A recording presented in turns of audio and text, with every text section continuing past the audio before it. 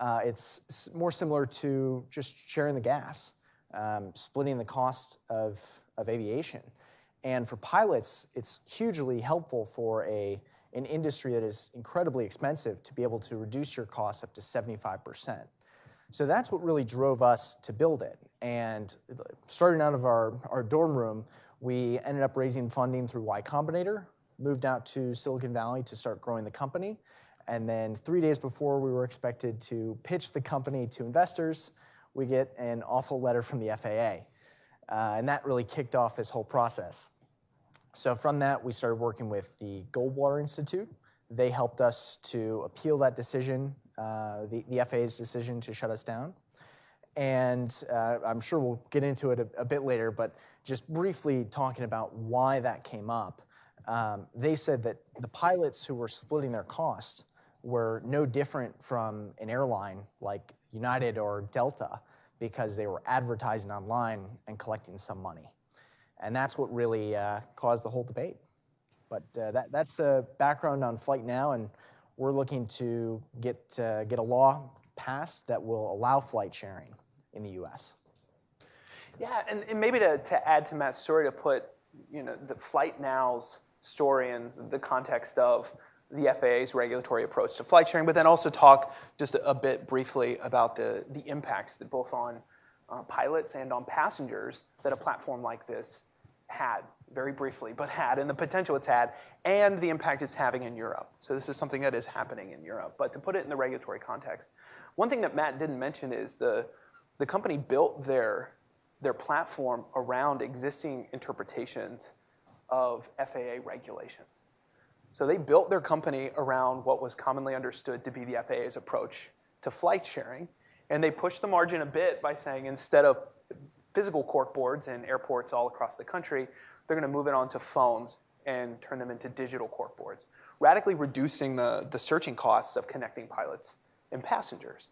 Right? Well, I'll talk about that in a second, but the FAA's response to this was it's dramatically different in the mode of communication, therefore, you are something different. And just in an ad hoc legal interpretation, changed all of the rules overnight on FlightNow, which I think has demonstrably negative impacts on innovators and entrepreneurs' ability to build products that create immense value for people using them.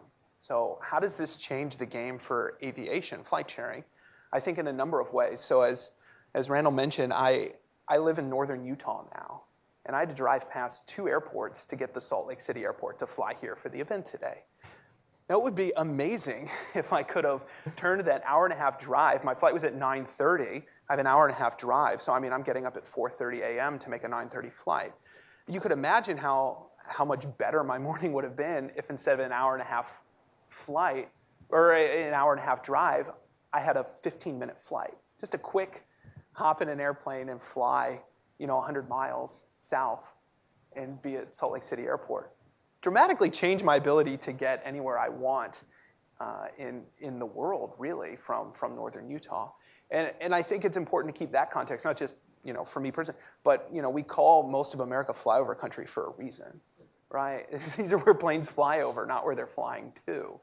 And you have hundreds of airports and tens of thousands of airplanes just sitting around underutilized because our current regulatory framework is holding them back, right? This is unleashing all of this idle capital that could be put to productive use to connect rural America with the rest of the world in a way that they haven't been able to be connected before. Now think if you, in sort of a multimodal way, you pair flight sharing with supersonic flight.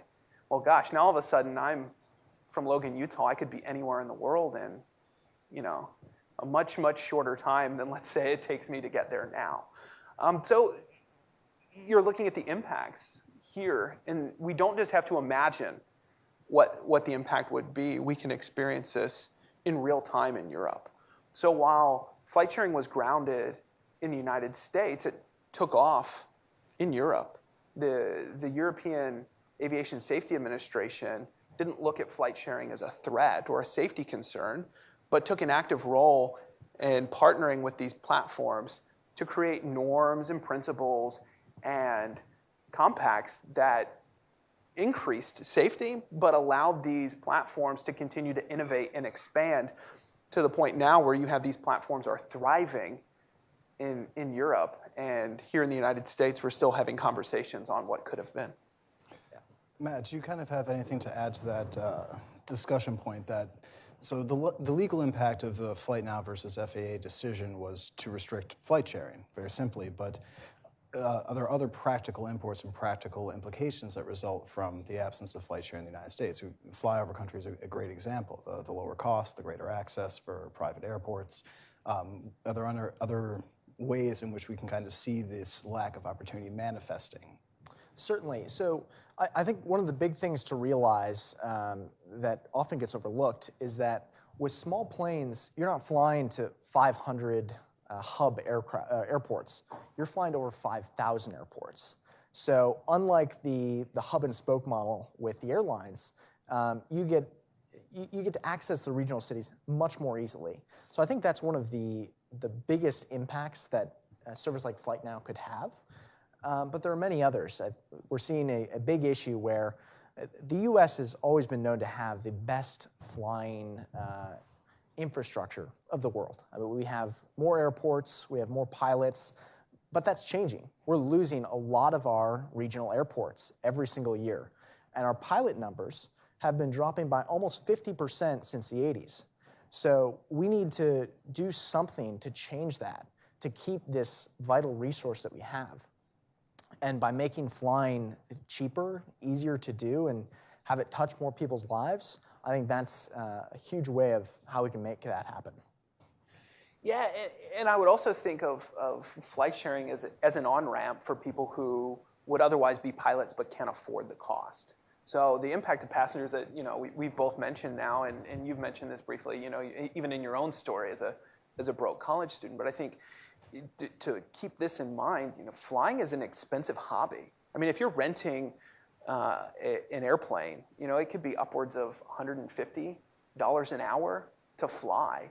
So if you have your certification or your license and you want to remain current, you have certain amount of flying hours you have to keep up on a regular basis, so many takeoffs and landings.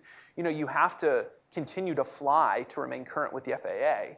And so you have to incur this cost on a regular basis, and flight sharing was a way to share those costs. As Matt mentioned, this wasn't anyone profiting off the flights. This was pro rata share. So the FAA regulations all along have said, you cannot split any more than the pro rata costs of the flight between the pilot and the passengers. So that doesn't change with the FlightNow model. The only difference was using a smartphone to make it much more efficient for someone to find a person to match with, as opposed to having to go back and forth to the airport and call people and arrange flights or what have you. So this is a way, I think, to really create an on-ramp for potential pilots to not only get their initial certification, but maybe even continue to grow and get advanced certification as they fly more and more. Exactly, and that's what people did before the internet. People who wanted to get into aviation, they would be hanging out at the airports and looking at those cork boards and seeing who's going flying. But the next generation of pilots, they don't do that. They're on the internet, and we need to be where they are to be able to capture that market and get them into aviation. Okay, so I know you had mentioned a bit ago how the European model's working, but could you guys go into a bit more depth about kind of how the European innovation in the space and the regulatory space works compared to the United States? I know we have a full blockage here through the FAA, but how has Europe been successful in this? How does this model work? Yeah, Europe has been incredibly successful in this market. So when we got shut down by the FAA and had gone through the legal process here, about a year after, maybe a little bit less, the European aviation regulatory regime, they started looking into this, and there were a number of FlightNow clones that had started in Europe.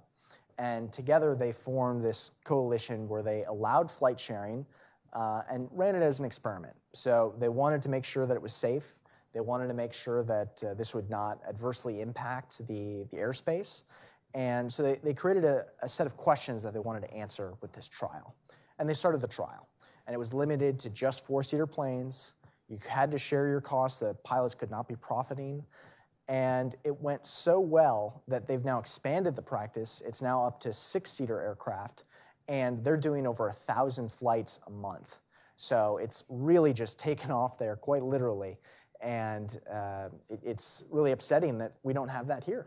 Yeah, and I think this is happening across Europe. So you're talking, thousands of pilots and passengers connecting in real time. And you can, Wingly is just one example of this. You can go to, after this, you can all Google this on your smartphones or whatever and look this up. There are flights being posted right now across Europe where people are connecting in real time. And the safety administration, the European Aviation Safety Administration, the EASA, they took an active role as a partner in this, in creating best practices and standards for the platforms to adhere to ensure that pilots had checklists, that passengers understood what those best practices were, so they could identify if a pilot wasn't adhering to them, and really took an active role in promoting safety as opposed to trying to shape it as it's happening in real time, saying this is what it should look like. Now platforms figure out how to make it safer. And I think that's just dramatically different than the FAA's approach to it, which all along, so before Flight Now, people were sharing their flights on Facebook, right? You can look at the legal opinions that the FAA has been issuing to people asking for clarification to comply with the FAA's existing interpretations of flight sharing. And what they're saying is you have to do things, and then we'll tell you whether or not you're compliant. It's literally not only on a case-by-case basis, but it's an ad hoc ex post. You do something, and then we'll tell you whether or not what you did was right. And that's no way to encourage innovation. That's no way to provide a framework for entrepreneurs to actually build meaningful products for consumers. And in this case, you have pilots and passengers, a two-sided market. And you see the difference, the stark difference in Europe versus the United States, right? Flight sharing isn't banned in the United States, just digital flight sharing is banned. And yet, for all intents and purposes, the cost of engaging in the analog method of flight sharing is, just so time intensive that people aren't doing it, right? And innovators aren't able to improve on that process. And I think the craziest thing is that when we brought up this issue in the U.S. Court of Appeals, the judge even asked the FAA, how many friends would you be allowed to have, or when does sharing on Facebook become holding out, or when would you meet the criteria of being an airline?